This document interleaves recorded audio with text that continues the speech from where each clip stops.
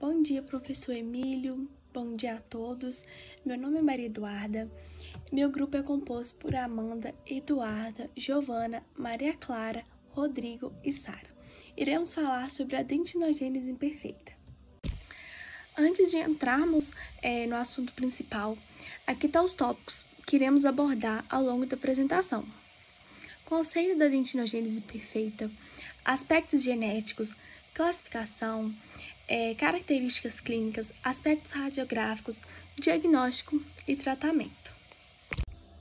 Bom, então, e o que é a dentinogênese imperfeita? É uma anomalia hereditária que afeta a dentina, aquele tecido mole que fica abaixo do esmalte. Essa condição faz com que a dentina se forme de uma maneira defeituosa, comprometendo a sua estrutura, cor e translucidez, como vocês podem ver aí na foto. O esmalte, apesar de parecer normal, ele se quebra facilmente devido à sua estrutura frágil da dentina, deixando o dente vulnerável. Agora falando um pouco sobre o aspecto histórico. O primeiro relato foi descrito em 1939 por Robertson, que observou essa mudança na estrutura da dentina.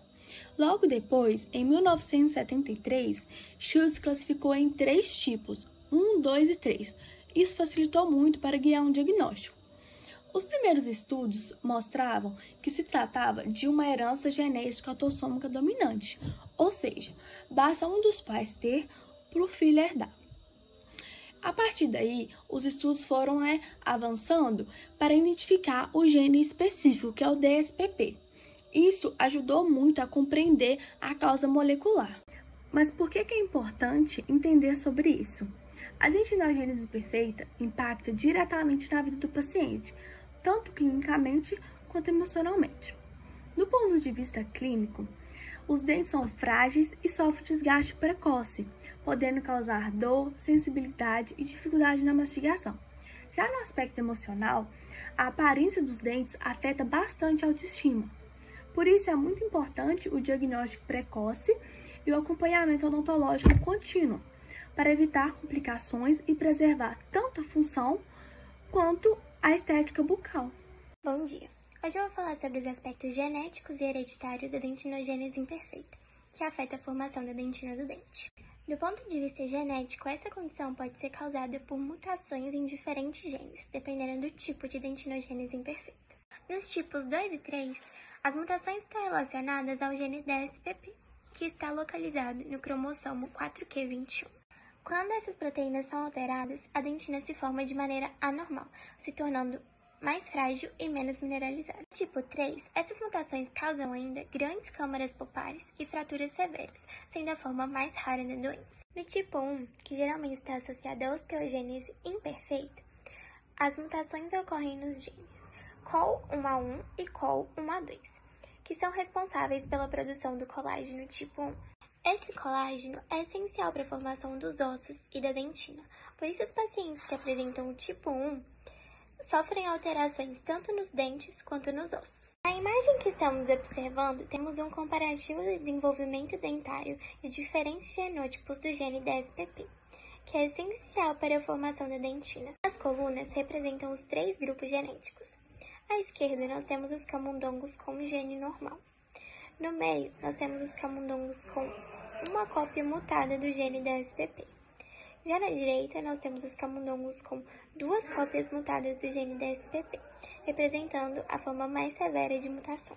As linhas mostram as diferentes idades dos animais: 2 semanas, 3 semanas e 24 semanas, permitindo observar a progressão do desenvolvimento dentário. Nos camundongos de gene normal, vemos que a dentina se desenvolve normalmente, mantendo sua estrutura rígida e íntegra ao longo do tempo. Nos heterozigotos com uma cópia mutada, há alterações sutis na dentina, mas a estrutura ainda se mantém relativamente estável. Já nos homozigotos mutantes, os efeitos são graves. Os dentes apresentam perda de estrutura, deformação e cavidades, que ainda ficam mais evidentes com o tempo, indicando a importância do DSPP para a integridade da dentina. Nessa imagem, estamos olhando para a estrutura genética e proteica dos genes COL1A1 e COL1A2, que são responsáveis pela produção do colágeno tipo 1, a principal proteína da dentina e dos ossos. Na parte superior, nós vemos os próprios genes, COL1A1, que codifica a cadeia alfa-1 e COL1A2, que codifica a cadeia alfa-2 do colágeno. Cada uma dessas cadeias é fundamental para que o colágeno seja formado da forma correta. Na parte do meio, nós vemos a representação das cadeias de colágeno. À esquerda, as cadeias normais se organizam de maneira correta. À direita, aparece uma cadeia mutante, alfa-1, indicada pelo símbolo vermelho.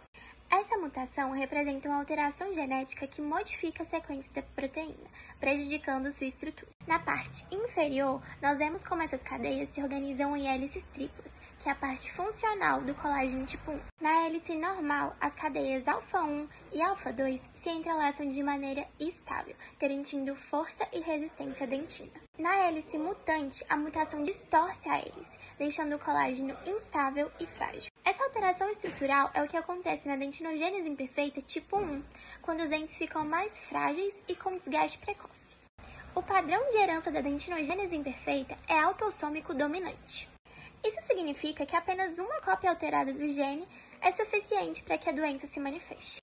Em termos práticos, cada filho de um indivíduo afetado tem 50% de chance de herdar a mutação. Além disso, a doença apresenta expressividade variável. Isso significa que a gravidade e a apresentação clínica podem variar bastante entre membros da mesma família, mesmo que todos tenham herdado a mutação. A dentinogênese imperfeita é uma condição genética que afeta o desenvolvimento da dentina, deixando os dentes mais frágeis com aparência opalescente e coloração alterada. Ela é classificada em 3 tipos principais, que variam de acordo com a causa genética e os sinais clínicos. O tipo 1 está associado à osteogênese imperfeita. Uma doença que afeta também os ossos é causada por mutações no colágeno tipo 1, que é essencial para a formação normal da dentina. Clinicamente, os dentes apresentam a coloração azulada ou amarelada e são muito frágeis. E ao exame radiográfico, observamos câmaras pulpares pequenas ou ausentes. O tipo 2 não está relacionado à osteogênese imperfeita, mas sim a mutações no gene DSPP, que é específico para a dentina. Os dentes continuam com aspecto opalescente e quebradiço, mas aqui o esmalte se desprende facilmente, o que favorece o desgaste. Radiograficamente, as coroas dentárias têm formato de sino e também há obliteramento das câmaras pulpares.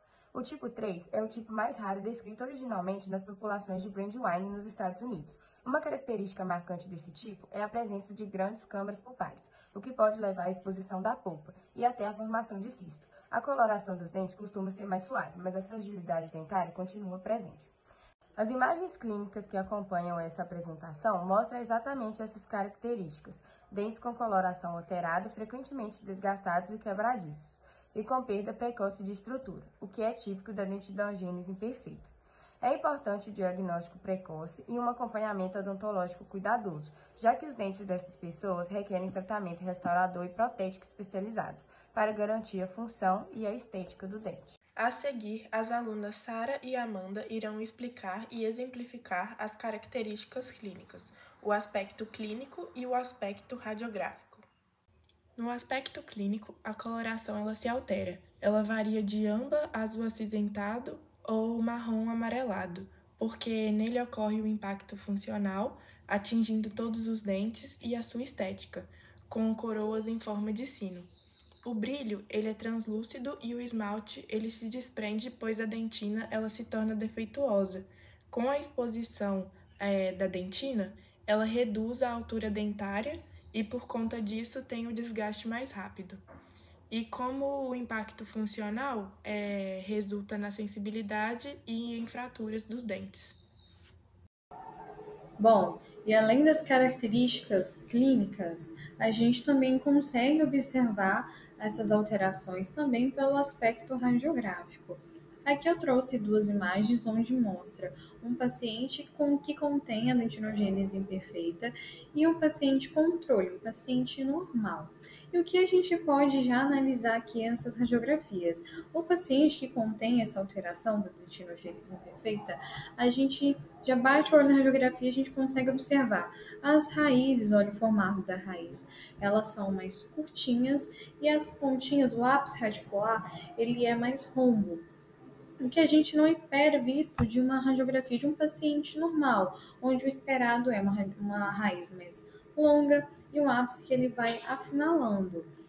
E se a gente observar também, no interior do dente, isso em um paciente normal, a gente tem uma região radiolúcida no interior desse dente, que é justamente onde passa o canal radicular.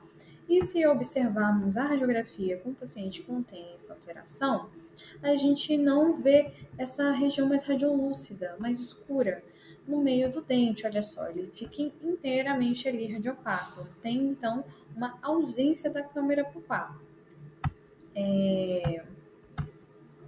E além da ausência da câmara pulpar, a gente também tem uma constrição cervical ali na coroa do dente. A gente vê que na região cervical do dente, que é onde passa aqui da coroa, aqui é o meiozinho que divide a raiz ali da coroa, essa região mais cervical, a gente vê que no paciente que contém essa lesão, ela é mais profunda, o que não é correspondente ao paciente normal. E o fato dela ter essa constrição cervical já dá um formato alterado para a coroa desse dente. O dente, então, ele se apresenta um formato mais bulboso, mais gordinho, entre aspas, se a gente for comparar com um paciente controle, certo? Bom, agora vamos falar sobre a dentinogênese imperfeita e a amilogênese imperfeita, as diferenças entre elas. A dentinogênese imperfeita afeta a formação da estrutura da dentina, deixando os dentes com uma coloração opalescente, podendo ser acinzentada ou amarelada, como está a foto ao lado. E eles costumam ser mais frágeis, os dentes. Já a amilogênese imperfeita afeta a estrutura do esmalte, resultando em uma superfície mais lisa e hipomineralizada, porém com a dentina normal. Essas características, junto com a história familiar, ajudam bastante no diagnóstico clínico. Além da amilogênese, é importante diferenciar a dentinogênese de outras condições, como, por exemplo, a fluorose dentária, que causa manchas brancas ou uma ranzada nos dentes, a hipoplasia do esmalte, que é causada por traumas ou infecção que afeta poucos dentes, e também algumas síndromes genéticas, como, por exemplo, a osteogênese imperfeita, que apresenta alterações ósseas associadas. O diagnóstico é feito a relevância, principalmente pelo exame diagnóstico precoce. Observada a aparência dos dentes cedo é de extrema importância. Além disso, pois a história de planejamento restaurador e os exames radiográficos evita fraturas, se o caso realmente e garante um melhor prognóstico ou se alguma outra alteração parecida. E também ajuda no acompanhamento familiar. O diagnóstico genético, que é essencial, por exemplo, em casos hereditários, pelo exame clínico, observado. Bom, e por fim, a relevância, a importância do diagnóstico precoce. Identificar a doença cedo é de extrema importância, pois permite um planejamento restaurador adequado, evita fraturas precoces e garante um melhor prognóstico estético e funcional. E também ajuda no acompanhamento familiar, no aconselhamento genético, que é essencial, por exemplo, em casos hereditários. Eu irei falar sobre tratamento e prognóstico. Um dos principais objetivos do tratamento é proteger as estruturas dentárias, restaurar a função mastigatória e também melhorar a estética e a autoestima da pessoa. Em abordagens restauradoras e protéticas, eu irei começar falando sobre os dentes descidos. Em casos de dentes descidos anteriores, o recomendado é a utilização de resina composta, pois ela irá garantir a maior estética e resistência para os dentes anteriores do paciente. Em dentes permanentes jovens, no caso dos posteriores, é recomendado a utilização de selantes em resina, pois irá garantir maior força e resistência para o dente. Após o crescimento, se necessário, fazer a utilização de coroas totais. E em adultos, casos mais severos, reabilitação protética com coroas, próteses ou implantes. E também, em casos estéticos, lentes em cerâmica ou resina. Para o tratamento preventivo em criança, é muito importante evitar o desgaste precoce dos dentes até a erupção dos dentes permanentes, acompanhamento recorrente em odontopediátricos, usar uma pasta com a quantidade de flúor em doses recomendadas, a dieta não cariogênica, evitar alimentos duros e doces e também fazer radiografias periodicamente. E por fim, o prognóstico e o acompanhamento interdisciplinar. O prognóstico vai depender muito da severidade da doença em que o paciente se encontra. É necessário um tratamento contínuo e precoce e também o diagnóstico precoce da doença para que possa ser feito o melhor tratamento possível. E pacientes que não procuram tratamento, que não são tratados, estão muito expostos a fraturas, perdas dentárias e impacto psicológico. A equipe interdisciplinar envolvida são o protesista, que é responsável pela reabilitação estética e funcional do paciente, o cirurgião dentista, que irá ser responsável por implantes e cirurgias, e o psicólogo, dando apoio emocional, pois a dentinogênese imperfeita impacta muito na estética do paciente. E isso impacta diretamente no dia a dia dele e no envolvimento social na sociedade. Então, entra a questão psicológica. Para concluir, a dentinogênese imperfeita é uma condição genética que altera a estrutura da dentina, deixando os dentes mais frágeis e com alteração de cor. O diagnóstico não depende apenas de um exame isolado. Precisamos integrar achados clínicos, radiográficos e o histórico familiar. O manejo ideal é multidisciplinar. A prevenção e as restaurações conservadoras buscam preservar o tecido dentário. Em casos mais severos, planejamentos protéticos e endodônticos são necessários para recuperar a função estética. Quando o diagnóstico é feito precocemente e há um acompanhamento regular, conseguimos reduzir fraturas, sensibilidades e impactos psicossociais. Por fim, reforçamos a importância de orientar e acompanhar o paciente ao longo do crescimento para obter os melhores resultados funcionais e estéticos. Aqui estão algumas referências que foram utilizadas para poder fazer o nosso trabalho. E fica aqui o meu agradecimento e o agradecimento do grupo. Muito obrigado.